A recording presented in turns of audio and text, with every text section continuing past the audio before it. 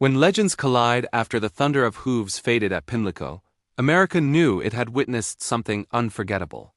But the story of Seabiscuit and War Admiral did not end at the finish line. In many ways, that legendary race only deepened their meaning. War Admiral had lost, but not his honor. He remained a champion, a symbol of raw power and flawless breeding. Yet the defeat humbled him. For the first time, the invincible horse had been beaten not by chance but by heart. Seabiscuit, on the other hand, carried the weight of a nation's emotions. His victory was celebrated far beyond racing circles. Newspapers called it the triumph of grit over greatness.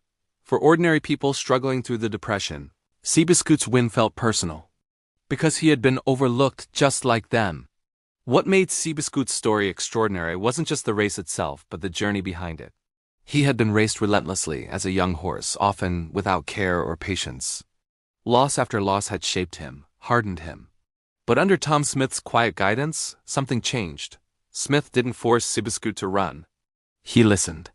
He learned the horse's moods, his dislikes, his fears. He trained him not with punishment, but with understanding. In doing so, he unlocked something rare: trust. That trust was visible in the race against War Admiral. George Wolfe didn't whip Seabiscuit into speed. He simply asked, and Seabiscuit answered. That moment became a lesson bigger than racing. It showed America that leadership doesn't always roar. Sometimes it listens. Sometimes it waits. After the match race, injuries once again tested Seabiscuit's resilience. He would never be the same physically.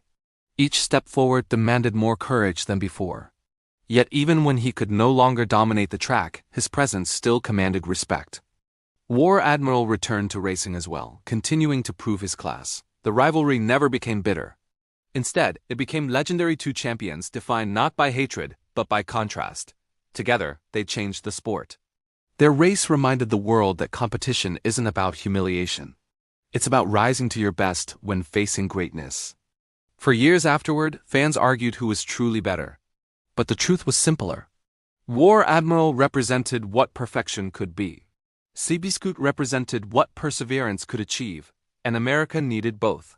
In a time of loss, these horses gave people something priceless, a reason to believe again. The 1938 match race became more than history. It became a reminder that even when life feels unfair, heart can still change the outcome. That is why their names are still spoken with reverence, not just as racehorses, but as legends.